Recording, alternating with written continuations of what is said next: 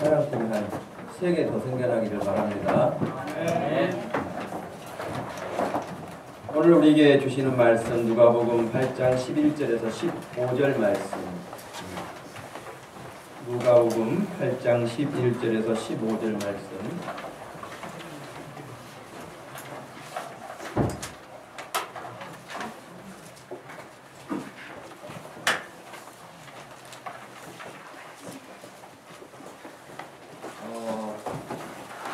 찬양이 끝났는데 우리 선생님들은 아이들 데리고 같이 앉아서 예배 하시기 바랍니다.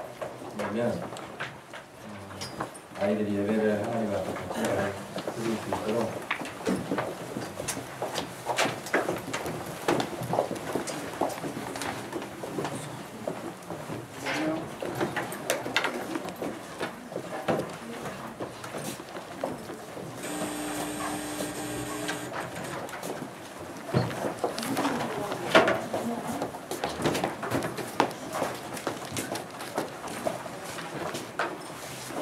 학생들만 앉아있는 그분들 선생님 찾아서 앉으시기 바래요. 선생님과 같이 앉아서 선생님, 우리 선생님하고 여러분들 앉으시기를 바랍니다. 네. 박민이는 김태희 언니가 선생님이신가? 네.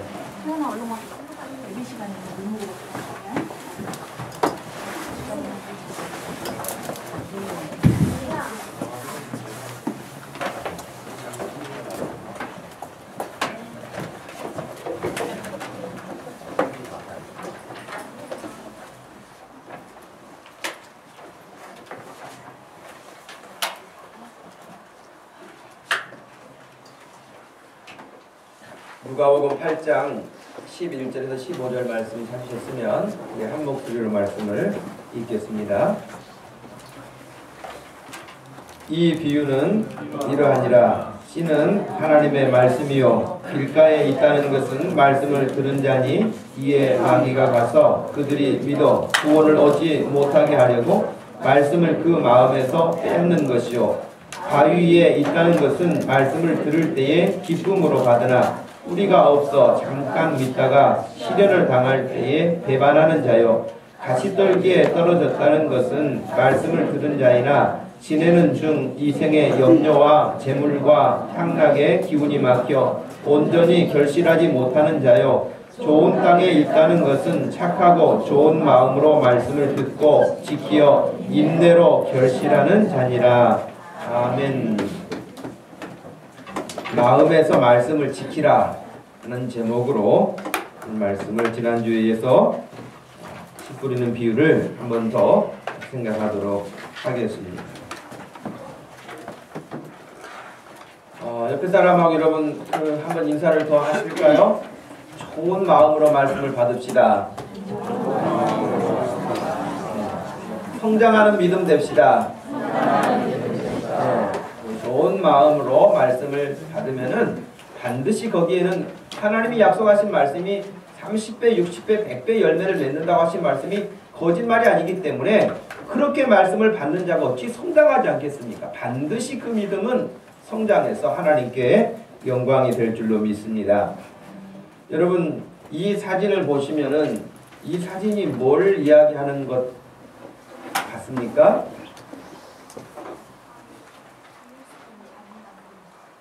예, 뭘 이야기하는 이미지 같아요? 예를 들면 회사 같으면 어떤 회사가 이런 그림을 이렇게 쓸 것 같아요? 응? 열쇠. 예. 열쇠기는 한데 그 배경에 지금 숫자들이 많이 있죠.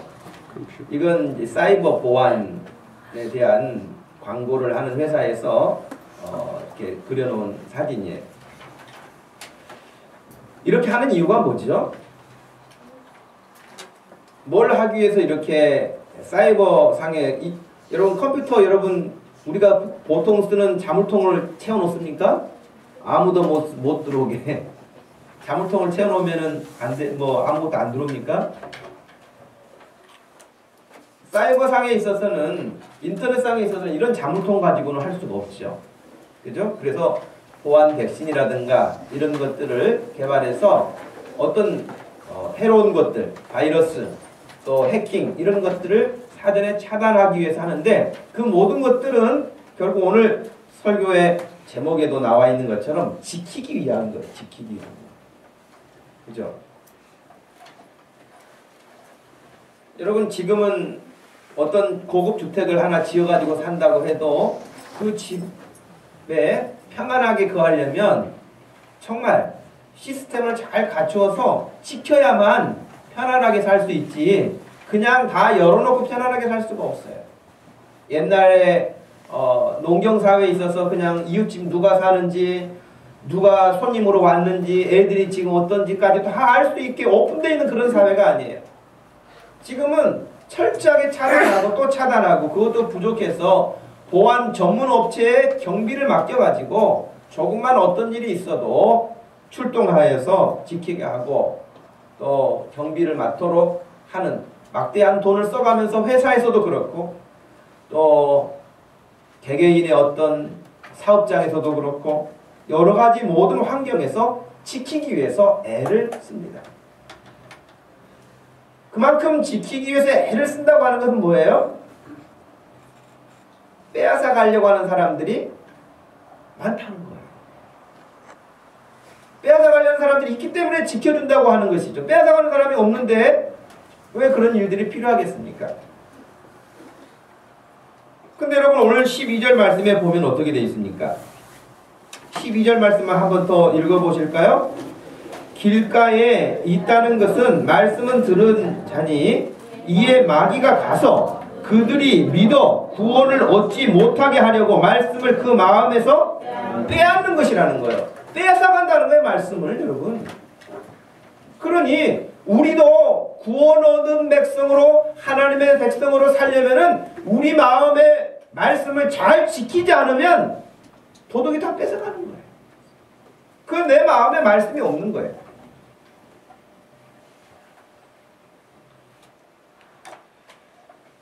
그런데 여러분, 저는 마음에 있는 것까지 빼앗아간다는 것은 참 그 성경 보면서 새롭게 느껴졌어요. 아, 이게 지금 보이지도 않는 마음속에 있는 것까지도 빼앗아가는 존재가 있구나 하는 거예요. 돈이야 강도를 만나거나 도둑을 만나거나 그러면은 그냥 이렇게 눈에 보이게 빼앗겨서 금방 알 수가 있는데, 심지어는 마음에 있는 것까지도 빼앗아가는 도둑이 있구나. 여러분, 그런 생각을 해본 적이 있습니까? 마음의 것을 빼앗아가는 도둑이 찾아왔구나.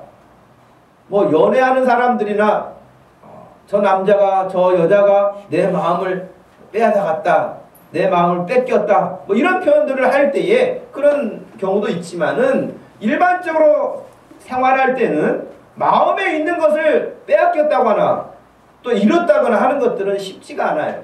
근데 성경에는 정말 이 부분에 있어서 우리가 일상에서 일반화되지 않게 생각하는 그런 부분들을 예수님께서 마음에 있는 것을 빼앗아가는 존재가 있다라고 가르쳐 주신 거예요.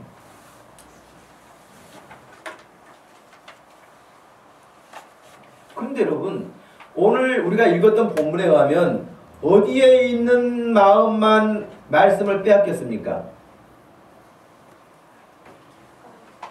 길가에 뿌려진 씨앗만 빼앗겼죠. 그죠? 거기만 분명히 그렇게 나와 있어요. 그런데 저는 이 말씀을 보면서 또 어떤 생각이 들었냐면, 아, 사단이가 길가에 뿌려진 씨앗만 딱 먹고 나머지 돌짝밭에 뿌려져 있거나 가시덤불에 뿌려져 있거나 좋은 밭에 뿌려져 있는 것은 마귀가 포기하고 돌아갈까요? 아, 그렇지 않다는 걸 이렇게 보게 된 거예요. 아, 이 사단이라는 존재는 아예 사람의 마음에서 말씀을 딱, 하나님의 말씀을 빼앗아 가버리기도 하지만 어떤 사람이 말씀을 들어요. 그래서 13절 말씀에 보면 바위 위에 있다는 것은 말씀을 들을 때 기쁨으로 받으라 그랬어요. 그러니까 말씀을 들으면서 기쁨이 생긴 거예요. 그러면 마음에 지금 말씀이 뿌려진 거란 말이죠. 그런데 그 기쁨으로 임한 말씀조차도 어떤 시련을 주고 환난을 주고 어려움을 줘서 결국에는 포기하게 만드는 것 누가 해요? 말씀을 빼앗아가는 존재인 사단이가. 좀 더 나가가지고 가시떨기에 떨어졌던 그 씨앗은 뿌리도 납니다. 뿌리도 나요. 어느 정도 기가 성장하기도 합니다. 근데 결국에는 기운이 막혀가지고 열매는 못 맺게 만드는 거. 그거 사단이가 하는 거야. 사단은 말씀을 빼앗아 가는 것뿐만 아니라 조금이라도 잘하는 것까지라도 그것을 저지시키려고 하는 것이 사단이가 하고 있다고 하는 것을 성경에서 가르치고 있습니다.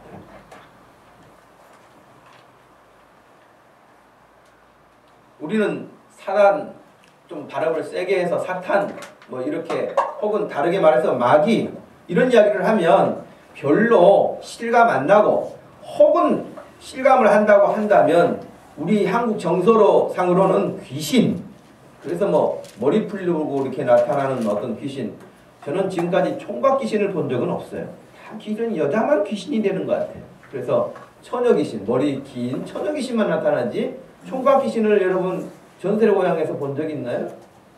전설의 고향이라든지 어떤 그런 영화에서도 여자들만 귀신이 되는지 모르겠어요. 그래 그건 분명히 만들어낸 이야기라는 것이 분명하지 않겠어요? 사람이 남자도 죽고 여자도 죽는데 어떻게 귀신은 항상 여자만 됩니까? 또 머리 짧은 여자는 없어요. 귀신 중에도.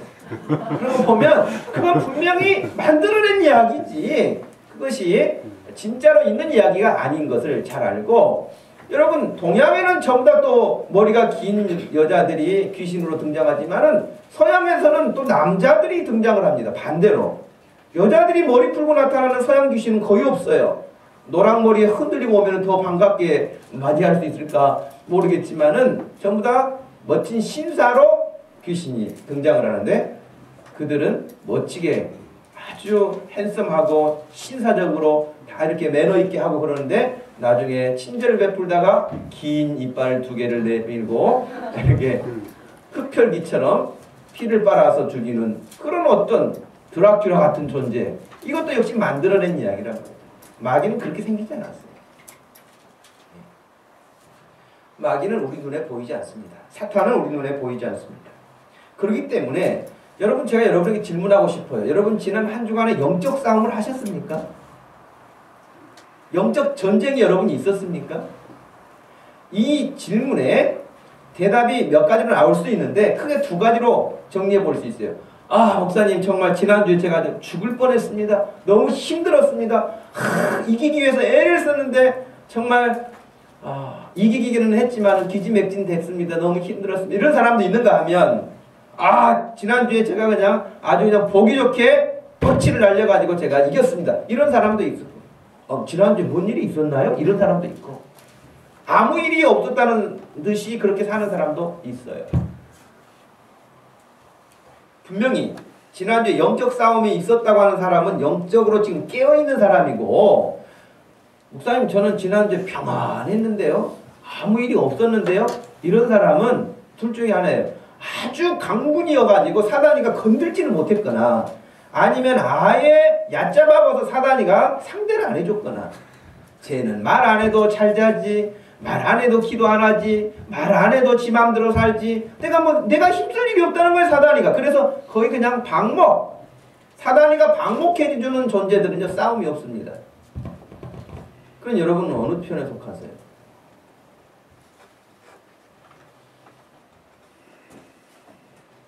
한번 생각을 해보시길 바래요. 그리고 지난주까지는 혹시 그냥 그렇게 살았다면 이번 주부터는 영적 싸움에 긴장감을 가지고 사시기를 축복합니다.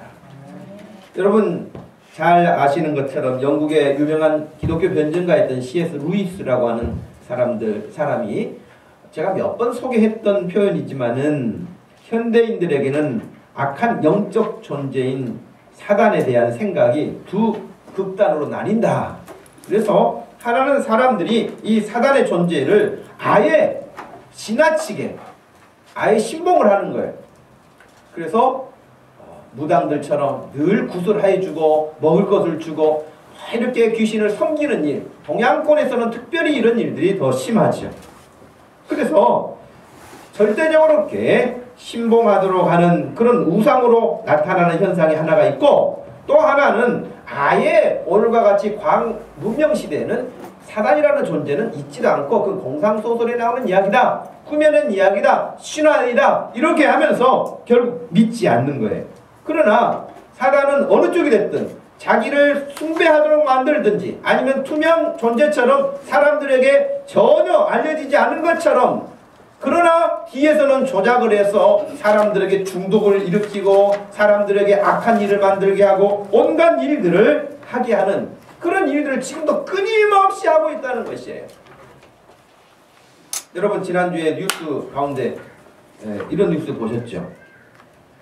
산수유 일당 불량 산수유를 판매했던 일당에 대한 이야기를 뉴스로 보신 분들도 계실 거예요. 지난 9일자 일간신문에 전부 다 보도가 되었고 방송에도 보도가 됐는데, 이것을 마시게 되면 여러분 건강에 좋다고 그렇게 홍보를 하고 해서 이것을 어마어마한 사람들이 사다가 마셨어요. 원가가 980원인데 18만원 주고 팔았다.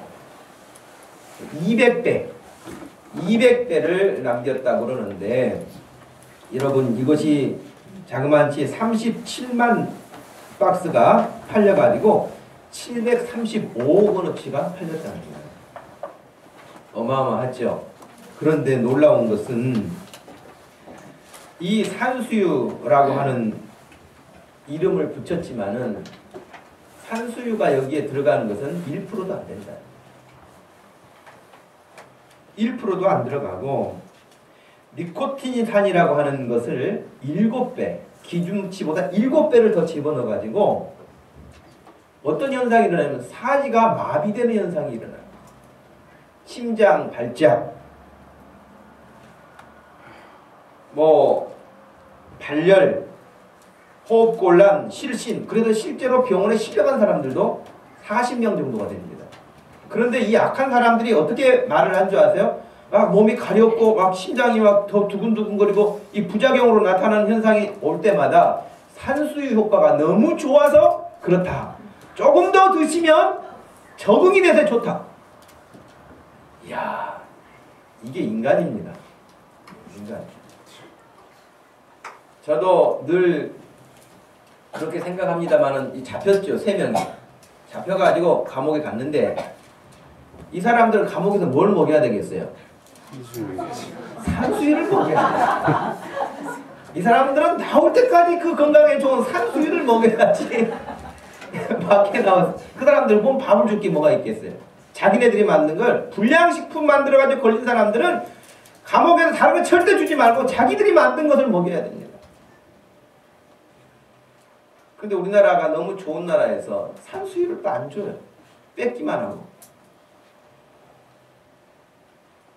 여러분 이런 일들, 자기가 돈을 벌기 위해서 상대방이 병에 걸리거나 어떤 중한 상태에 빠지거나 심지어는 죽기까지 할 수 있는 그런 어려움에 있거나 그 상관하지 않는다는 거예요. 누가 하는 일이에요. 그건 눈에 보이지 않지만 악한 영들의 영향을 받는 거예요. 우리는 그 사람이 악해서 그래요. 악이라고 하는 것이 뭐예요? 악이 벌써 사단의 뿌리가 악에 있는 거예요.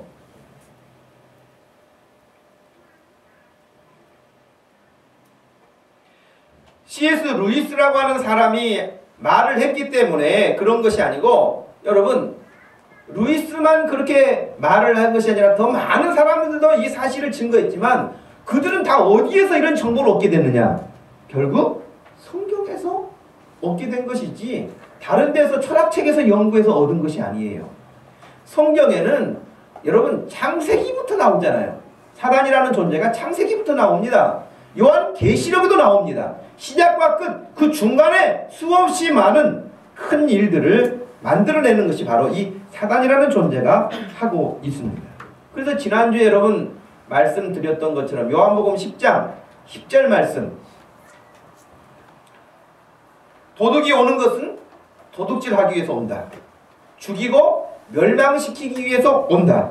그렇지만 예수님께서 말씀하시기를 내가 온 것은 양으로 생명을 얻게 하고 그 양으로 더 풍성한 삶을 얻게 하기 위해서 왔다 라고 말씀을 하셨습니다.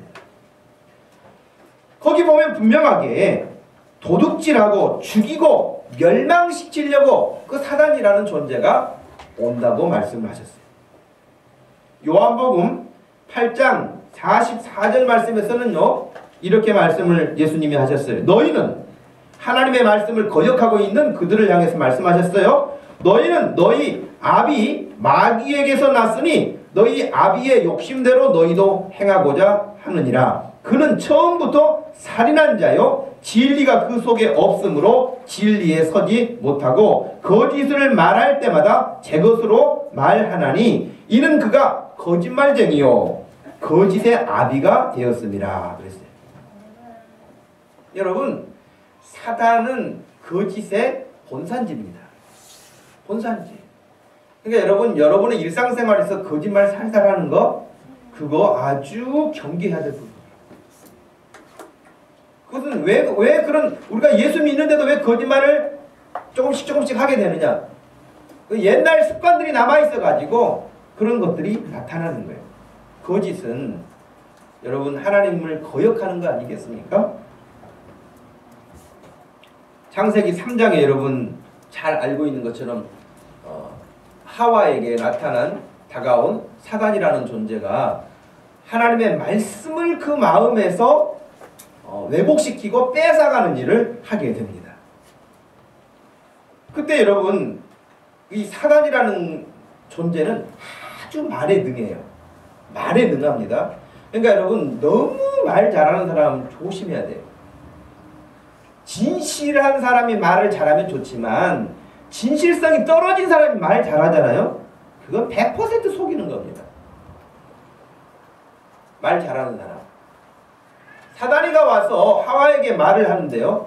얼마나 머리 좋게 처음에 놓고 한지 아세요? 사단이가 하나님이 먹지 말라는 선악을 알게 하는 과실을 딱 따가지고 와가지고 야, 너 먹어. 안 먹으면 너 죽어. 이렇게 하지 않았어요. 어떻게 접근했을까요? 자기가 따서 주는 것이 아니라 하와가 직접 따먹도록 유도를 해요. 어떻게 유도를 합니까?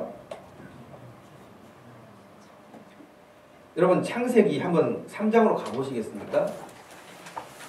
여러분이 성경을 직접 한번 보셔요. 창세기 3장.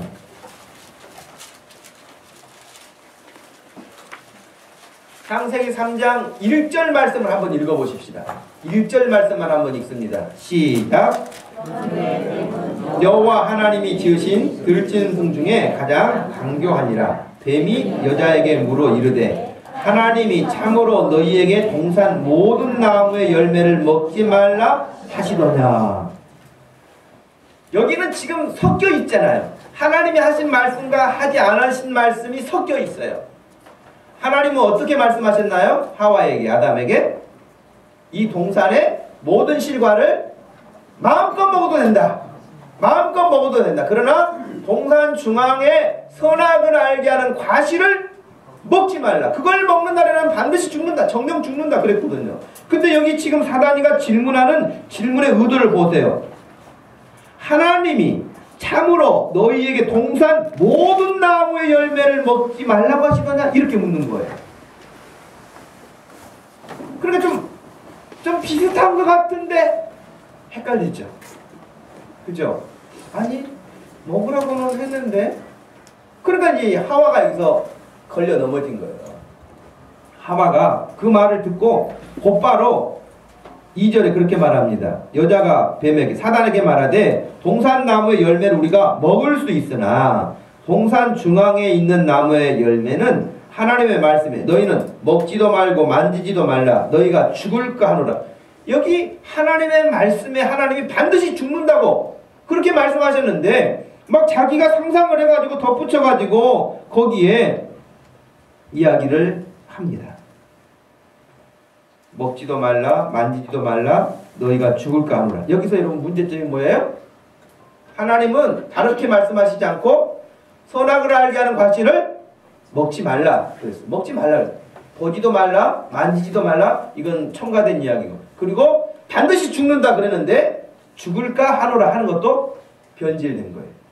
그러니 사단이가 한번 딱 뿌리는 그 말에 아, 진짜 다 먹지 말라 그랬어?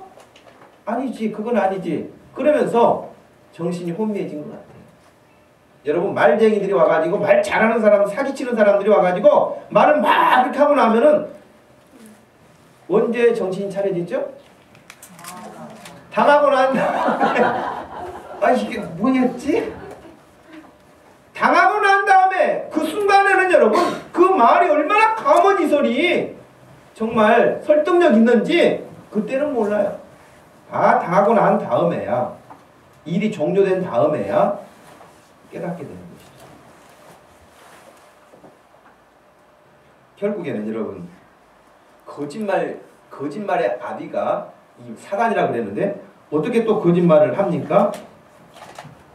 4절에 뱀이 여자에게 이르되 너희가 결코 안 죽는다. 야, 이게 처음에는 진짜 모든 거 먹지 말라고 하던, 이렇게 얌전하게 물어보던 그런 어떤 이미지가 이제는 하와가 흔들렸다는 것을 포착한 다음에는 강력하게 절대 안 죽는다고 단호하게 말하는 거예요.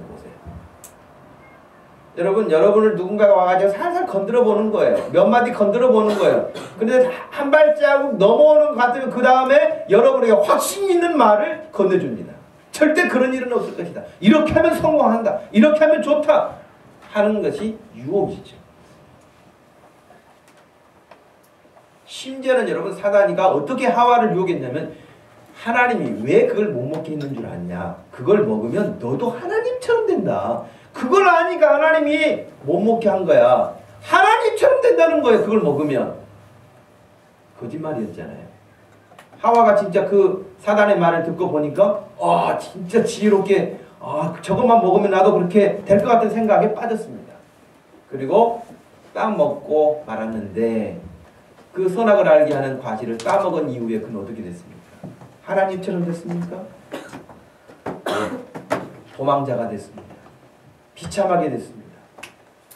사단은 더 이상 찾아와서 달래주지도 않고 내가 잘못 알아서 그랬다, 그런 변명도 없고 아무것도 없습니다. 사단은 타락시키면 그것이 끝입니다. 이렇게 인류를 죄악에 빠뜨려 모두 죽음의 길로 몰아세웠던 것이 사단의 그 거짓이라는 것이죠. 하나님의 말씀을 하와의 마음속에서 변질시키는 것이죠. 그 말씀을 뺏어가는 것이죠. 그리고 거짓 정보를 그의 마음의 확신으로 절대 죽지 않는다고 심어주는 것이죠. 그리고 거짓 내용을 소망으로 주면서 하나님처럼 될 것처럼 속여서 그에게 확신을 주고 그를 타락시키는 것처럼. 그렇다면 이런 사단은 여러분 지금은 아무 일을 안 하겠습니까? 놀라운 것은 예수님이 오셨는데도요, 예수님도 시험하려고 달려들었습니다. 그런 정도의 존재라면 저와 여러분을 향해서 왜 사단이가 그냥 있겠습니까? 이 시대에 왜 그냥 있겠습니까? 하나님의 말씀대로 살려고 하는 사람들을 보고 왜 그냥 포기하겠습니까? 절대 그렇지 않습니다. 그러므로 오늘 우리는 제목과 같이 우리의 마음에서 말씀을 지켜내야 됩니다. 말씀을 지키려면 어떻게 해야 그 말씀이 잘 지켜질 수 있을까? 그리고 그 말씀이 잘 자라서 열매를 맺을 수 있을까 하는 것입니다. 지난주에 말씀드렸던 것을 다시 중첩되게 말씀드립니다만은 오늘 세 가지. 첫 번째가 말씀을 마음에서 빼앗기지 않으려면 착하고 좋은 마음으로 말씀을 들으라는 거예요. 지난주에 제가 예를 들었던 사람이 누구였죠? 고넬료 가정이었죠. 고넬료 가정. 여러분, 고넬료 가정에 온 친척들까지 다 불러 모아가지고 하나님께서 보내신 그 베드로를 통해서 말씀하시는 것을 들으려고 경청하고 있는 그들의 자세가 좋은 마음으로 말씀을 받는 자세이죠. 착하고 좋은 마음입니다. 저는 그런데 오늘 이 말씀을 준비하는 중에 이 똑같은 그 씨 뿌리는 비유를 마태복음 13장에서도 여러분 말씀하셨거든요. 그 13장으로 한번 가보실까요? 마태복음 13장 한번 가보세요. 그러면 거기서도 씨 뿌리는 비유가 나오는데 우리가 누가복음에서 보지 못하는 것이 또 거기에는 같이 설명이 되어 있습니다.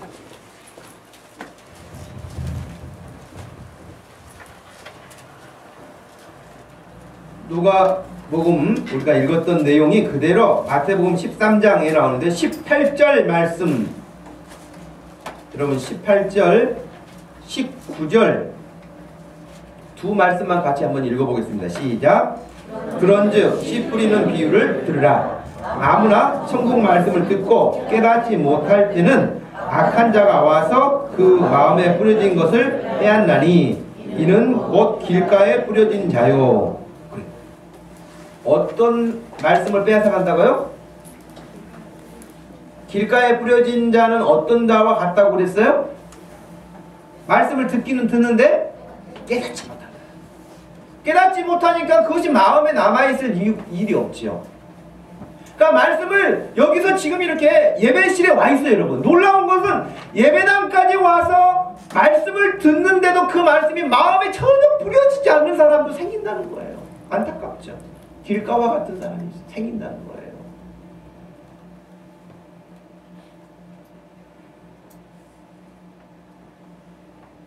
말씀을 깨닫지 못하는 사람은요, 그 말씀이 자기의 마음에 머물 이유가 없습니다. 머물지 않습니다. 머물지 않기 때문에 뿌리가 나겠습니까? 싹이 나겠습니까? 꽃이 피겠습니까? 열매를 맺겠습니까? 아무것도 없습니다, 여러분. 맹탕입니다, 그냥. 아무것도 없어요. 처음부터 기대할 것이 없는 상태가 되고 말죠. 그런데 여러분, 실제로 농사를 짓는 농부들은 그렇게 씨앗을 뿌리지 않지요. 여러분, 씨앗을 뿌리기 전에 항상 어떻게 하죠? 땅을 완전히 갈아엎어서요, 기경을 한다 그러죠. 기경을 한다. 여러분, 호세아서 10장 12절 말씀에 보면 너희가 자기를 위하여 공의를 심고 인애를 거두라. 너희 묵은 땅을 기경하라. 지금이 곧 여호와를 찾을 때니 마침내 여호와께서 오사 공의를 비처럼 너희에게 내리시리라. 이렇게 말씀하셨는데 이때도 너희의 묵은 땅을 기경하라 그랬어요. 갈아엎으라는 거예요. 저는 그 부분을 하나님의 말씀을 길바닥처럼 받지 않으려면, 좋은 마음, 착한 마음으로 말씀을 받으려면 내 마음을 갈아엎어야 된다는 거예요. 내 마음을 갈아엎는다는 건 뭘까요?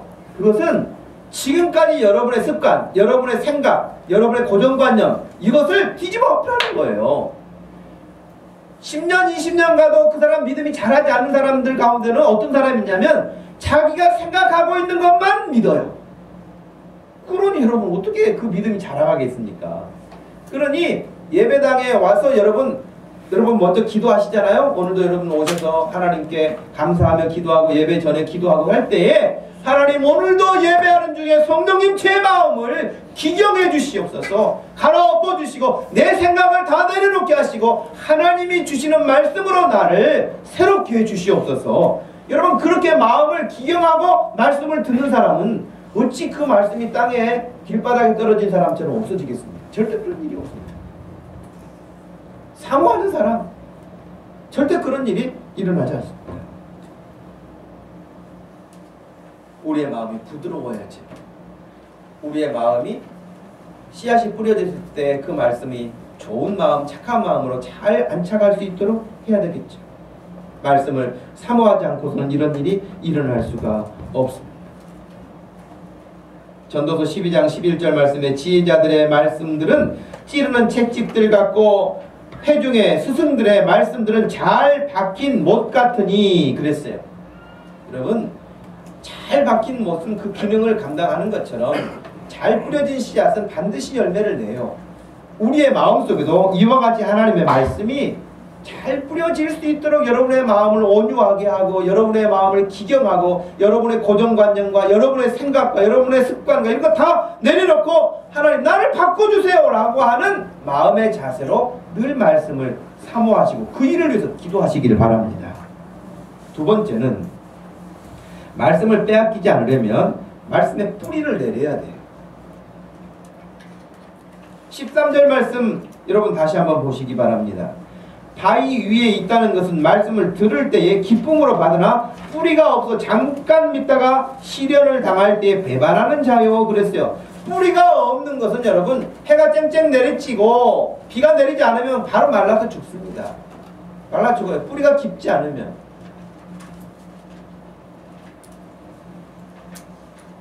또 14절 말씀에 가시떨기에 떨어졌다는 것은 말씀을 들은 자이나 지내는 중에 이생의 염려, 재물, 향락의 기운이 막혀서 온전하게 결실하지 못한다 그랬어요. 싹도 나요. 뿌리도 나요. 근데 뿌리가 깊지가 않아요. 뿌리를 내릴 수 있는 그런 입장이 되지 못해요. 밑에 바위가 있어서, 돌이 있어서, 또 온갖 가시덤불과 같은 그런 기운들이 다 가로막아서 열매를 맺지 못하게 하는 것입니다. 그런데 여기 오늘 말씀에 놀라운 점은 13절 말씀에 말씀을 들을 때 기쁨으로 받으나 그랬단 말이에요. 말씀을 기쁨으로 받으나 하는 말씀은 아까 앞에 마태복음 13장에서 보았던 말씀과 비교해 본다면 이 사람은 어떤 것이 생긴 거예요? 말씀을 들으면서 깨달음이 생긴 거예요. 교훈이 생긴 거예요. 아, 이 말씀이 이런 뜻이구나. 그러면서 기쁨이 생긴 거예요. 고개도 끄덕이고 아멘 그러면서 그 말씀이 마음에 와 닿았던 거예요. 아, 그럼 내가 이렇게 살아야겠다라고 생각을 한 거죠. 그렇게 했던 사람인데도 불구하고 말씀을 깨달으니까요, 사단이가 즉시 뺏어가지를 못해요. 그죠? 말씀이 깨달아지지 않는 사람은 아예 냉탕이고 아무것도 없지만은 말씀이 깨달아진 사람은 마음에 좀 그렇잖아요. 아, 내가 이번 주에는 정말 기도해야겠다. 아, 내가 이번 주간에는 정말 열심히 이거 해야겠다. 그런 마음이 지금 생긴 거잖아요. 그러면 그것을 당장 뺏어는 못 간단 말이에요, 사단이가. 아시겠죠? 그러면 어떻게 해요? 그것을 뺏어는 못 가는데 그 일이 성사되지 못하도록 하는 거예요. 그것이 뭡니까? 오늘 말씀에서 시련을 주는 거예요. 시련. 그러니 여기 13절에 뿌리가 없어서 잠깐 믿다가 시련을 당할 때 배반한다. 말씀을 배반한다는 거예요. 아이고, 내가 뭐 내 주제에 그러면서 포기하는 거예요. 아, 바쁜데, 아, 나 이제 고3인데, 아, 내가 지금 돈 벌어야 되는데, 아, 뭐 어쩐데. 여러분, 우리 한국은 뭐 다 비슷한가 봐요. 교회도 그렇고 어디 그 어떤 한 신부가 이렇게 강설하는 걸 내가 책에서 읽어봤는데, 거기도 자기 그 성당에 한 300명 정도가 나온다 그래요. 학생들이 고3 아이들이 300명 정도 나오는 게 굉장히 많이 나오죠. 근데 시험 때가 되면 중간고사가 되고 기말고사가 되고 시험 때가 되면은 10%밖에 안 나온대요. 아, 그래서 성당도 별거 없구나. 굉장히 뭐 이렇게 강화시키고 교육한다고 하지만은 역시 마찬가지구나 하는 생각이 들었어요. 그러니 여러분, 어떤 그 자기들이 해야 될 일이 있으면은 하나님 앞에 믿음으로 살던 거 그냥 잠시 보류하고 그 일을 하는. 그래서 혹시 여러분 그렇게 가지고 그가 원하는 대학도 가고 취업도 하고 돈도 벌고 성공도 하고 그런 사람은요 더 교만해집니다. 더 무서워집니다. 왜? 하나님 떠나서 자기가 했기 때문에 하나님이 하신 일이 아니에요.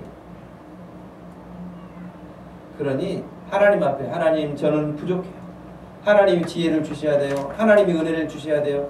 이 사람은 그 사람이 어떤 형편에 있든지 간에 하나님의 은혜를 아는 사람으로 그의 인생이 복된 인생이 될 수밖에 없어요. 그런데 작은 시련만 주어도 뿌리가 없기 때문에 금방 넘어집니다. 저는 여기 있는 우리 성도들 한 사람 한 사람 여러분 앞에 그 작은 시련 이런 거 가지고 넘어지는 사람, 아 이것 때문에 시험 들었어요, 속상해요, 이것 때문에 힘들어요, 그런 사람 없기를 축복합니다. 뿌리를 내리되 여러분 깊이 뿌리를 내리기를 바랍니다. 여름이면 태풍이 한번 올 때마다 여러분 큰 나무들도 쓰러지잖아요. 위에는 덩치가 큰데 뿌리가 깊지 못하기 때문에 쓰러집니다. 뿌리를 깊이, 말씀의 뿌리를 깊이 내리는. 그러면 어떻게 해야 말씀의 뿌리가 깊이 내려가겠습니까?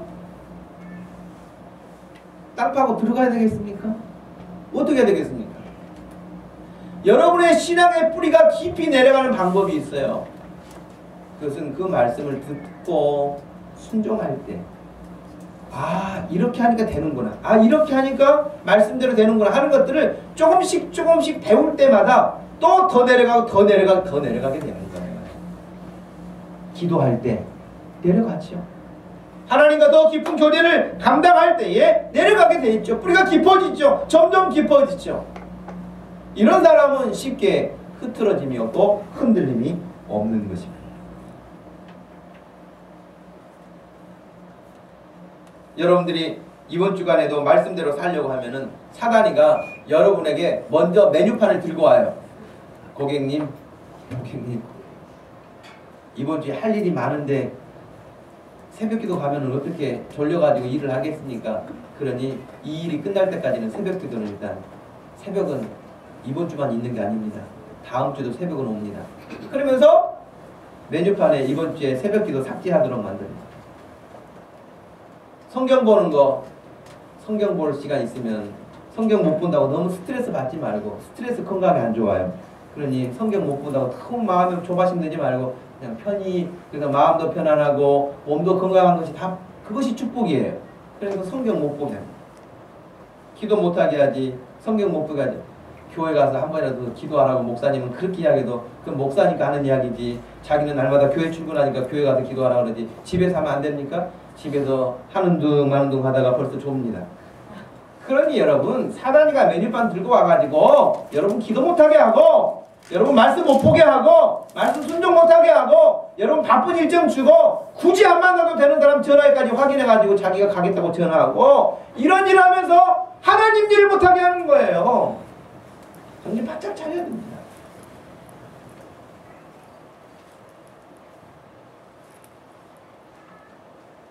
순종이 없고 실천이 없는 신앙생활은 비를 내리지 않는 구름과 같이 아무 영향력이 없습니다. 천사의 말을 하는 것처럼 줄줄줄 성경 말하고 신앙적인 말을 하는 것 같지만은 실행이 없는 그 믿음은 뿌리가 없는 믿음과 같아서 열매를 내지 못합니다.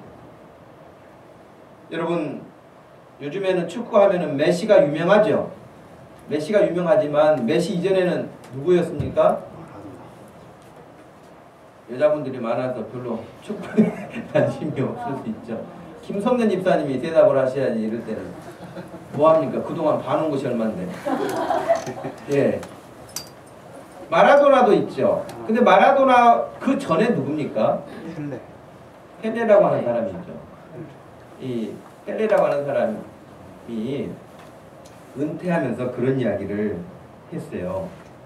10만 명이 모인 그 군중 앞에서 자기의 그 은퇴식을 할 때 내가 축구를 시작한 날부터 지금까지 축구를 하루도 빠짐이 없이 생각했고 생각하지 않은 날이 내 인생에서는 없었습니다. 축구를. 흔히 말하는 대로 앉으나서나 축구 생각이고 자도 일어나도 축구 생각이에요. 그러면 여러분 여기서 축구 생각했다는 것은 방 안에서 축구 생각했다는 거예요? 현장에서 축구를 했다는 거예요? 축구를 생각할 뿐만 아니라 필드에 직접 나가가지고 뛰는 거죠. 네? 그죠? 집에 앉아가지고 여러분 방에 앉아가지고 침대에 누워가지고 축구 생각해가지고 어떻게 그렇게 펠레가 되겠습니까? 그럴 일은 없습니다.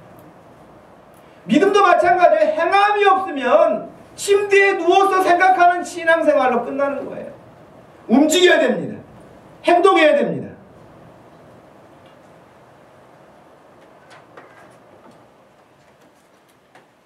예레미야 17장 7절 말씀해 보니까 무릇 여호와를 의지하며 여호와를 의뢰하는 그 사람은 복을 받을 것이라. 물가에 심어진 나무가 그 뿌리를 강변에 뻗치고 더위가 올지라도 두려워하지 아니하며 그 잎이 청청하여 가무는 해도 걱정이 없고 결실이 그치지 아니할 것이다. 할렐루야. 여러분 이런 믿음처럼 뿌리를 깊이 내릴 수 있는 신앙 되기를 축복합니다. 그러면 여러분 얼마나 기대가 되겠습니까? 마지막 세 번째는 말씀을 빼앗기지 않으려면 여러분의 마음을 지켜야 됩니다. 사람의 마음이 얼마나 간사한지 아시죠? 흔히 우리 하는 것처럼 막 급해서 화장실 갈 때는 여러분 막 놓고 하고 부르니 그렇게 그러다가도 화장실 자기 모든 볼일 다 끝나면은 가기 전하고 간 후하고는 어찌 그렇게 사람이 생각이 달라지는지. 그 전에는 막 금방이라도 뭐 큰 전쟁이라도 일어날 것처럼 막 불안하고 막 난리가 나지만은 다 일 끝나고 나면은 세상 태평성대가 다시 열리는 거예요. 아무 걱정도 없고 긴장도 없고 아무것도 없어. 마음이 그렇게 간사해요. 말씀을 듣고 기쁠 때는 무엇이라도 다 할 것처럼 생각합니다. 그럴 때 여러분 사단이가 그냥 있겠습니까? 그 사단은 굉장히 지혜로워서 우리가 어떤 것을 하는 그 대응법이 다 매뉴얼이 나와 있어요.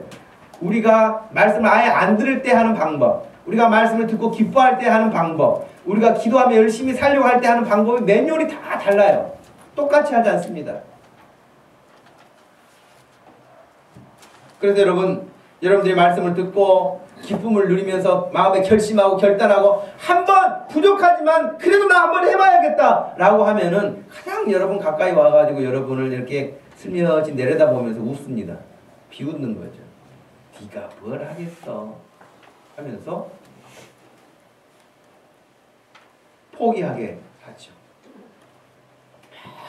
은혜를 받아가지고 마음에 결심하고 하려고 그러는데 하필이면 이 자식이 그냥 나를 속상하게 해가지고 된탕 한바탕 집에서 그냥 싸우게 하고, 자식이 안 그러면 남편이 그러고, 남편이 안 그러면 또 부인이 그러고, 그것도 안 그러면 집에서 그런 개까지 무엇이 어떤 것이 됐든지 간에 여러분의 심령을 건든단 말이에요. 건드려서 여러분의 그 마음을 깨어지게 만드는 거예요. 흐트러지게 만드는 거예요.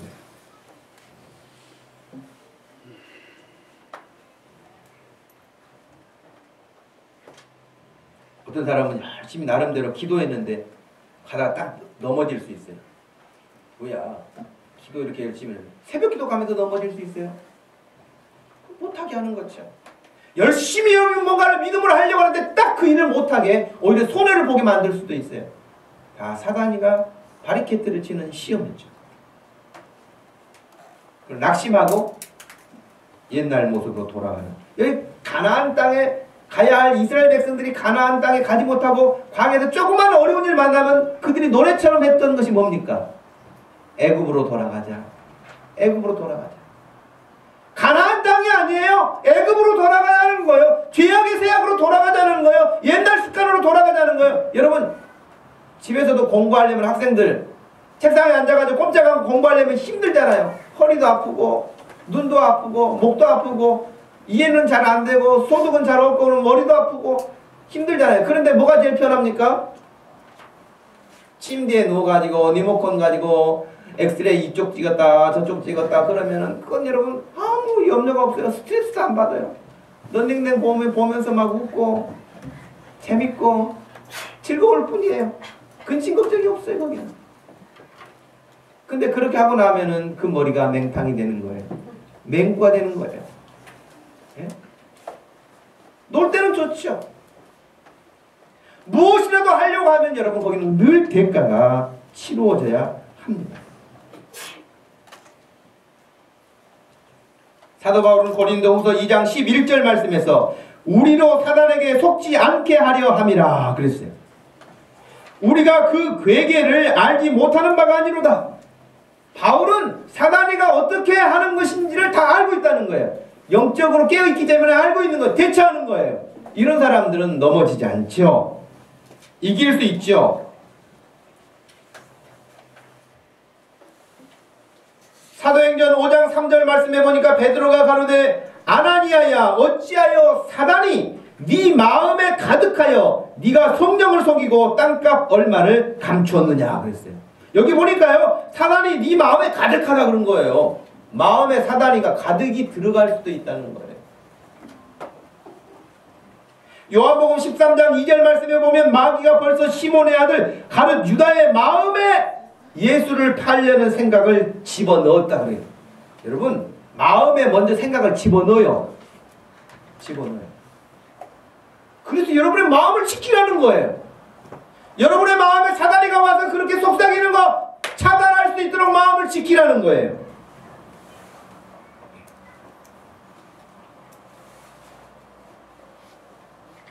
잠언 4장 23절 말씀에 모든 지킬 만한 것 중에 더욱 내 마음을 지키라. 생명의 근원이 이에서 납니다. 여러분의 마음을 지키십시오. 여러분의 마음에 파수꾼을 세우십시오. 어떻게 여러분이 깨어있습니까? 기도해야죠. 기도하지 않고 어떻게 여러분의 마음을 지킵니까? 여러분의 마음은 수시로 변하는데 하나님 앞에 여러분의 마음을 지켜달라고 기도하십시오. 여러분의 마음에 말씀의 씨앗이 계속 뿌려져야 되지 않겠습니까? 성경 공부하자고 하는 일에 여러분 힘쓰시기를 바라요. 말씀 배우는 일에 힘쓰시기를 바라요. 그리고 그 말씀이 뿌리를 내려갈 수 있도록 실천하는 일에, 하나님의 말씀을 가까이 대하는 일에, 큐티하는 일에 여러분 앞장서라고 하는 것이 다 그냥 하는 이야기가 아닙니다. 여러분의 마음에 하나님의 말씀이 잘 뿌려져서 씨앗이 성장하고 뿌리를 내리고 잎을 내고 꽃을 피고 열매를 맺는 것처럼, 요한복음 15장 말씀에 따르면 열매가 많으면 아버지께서 기뻐하신다 그랬어요.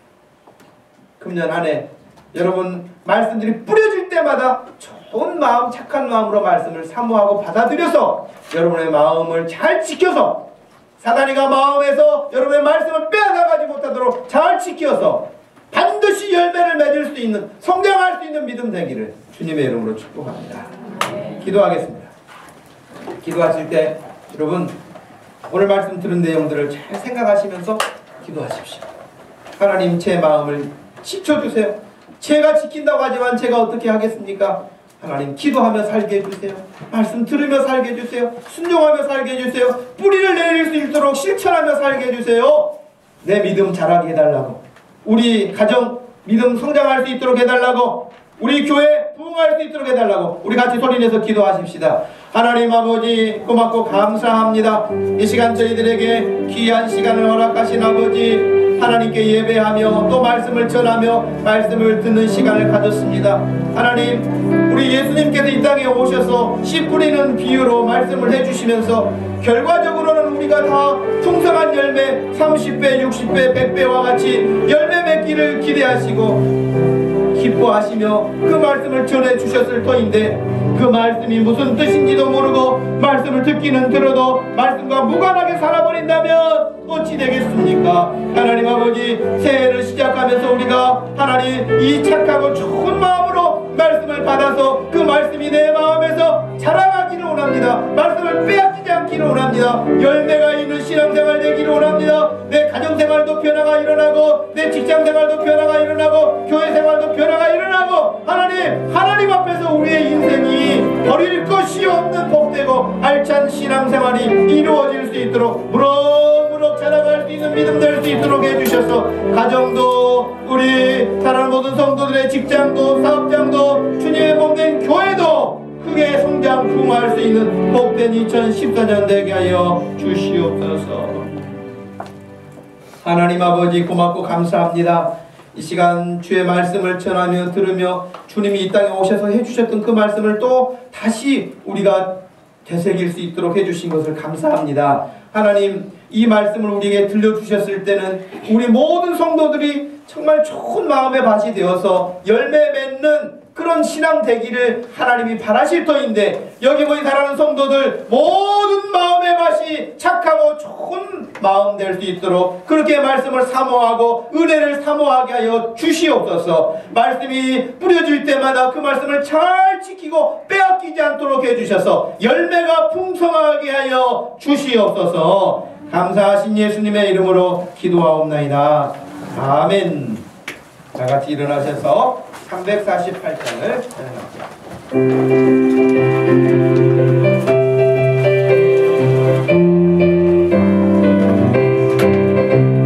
마귀들과 싸울지라 죄악 벗은 영계여, 담대하게 싸울지라 정의 악한 적병과 심판날과 멸망의 날 내가 서면 눈앞에 떠나오리라. 영광 영광 할렐루야, 영광 영광 할렐루야, 영광 영광 할렐루야, 승리하리라. 이들과 싸울지라 죄악 벗은 영계여, 보암치는 무리들은 유한 마귀 아닌가. 무섭고도 더러운 문제 모두 떨쳐버리고 주 예수 붙들라.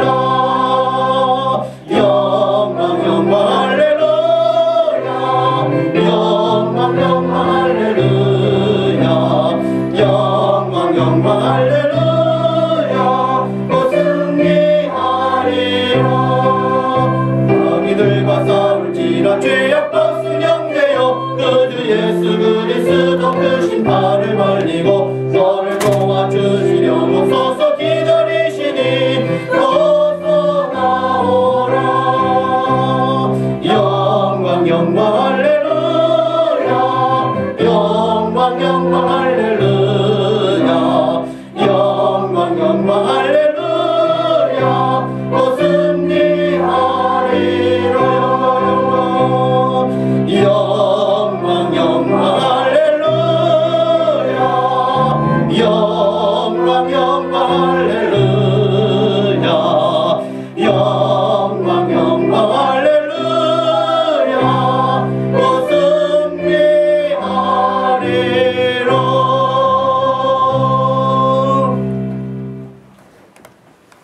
지금은 우리 주 예수 그리스도의 구속의 은혜와 우리 하나님 아버지의 극진하신 사랑과 성령 하나님의 위로 교통하심이 이 시간도 마음에 뿌려진 씨앗 하나님의 말씀을 잘 지켜 열매 맺기 원하는 사랑하는 모든 성도들 머리머리 위에 지금부터 영원토록 함께 계실지어다. 아멘.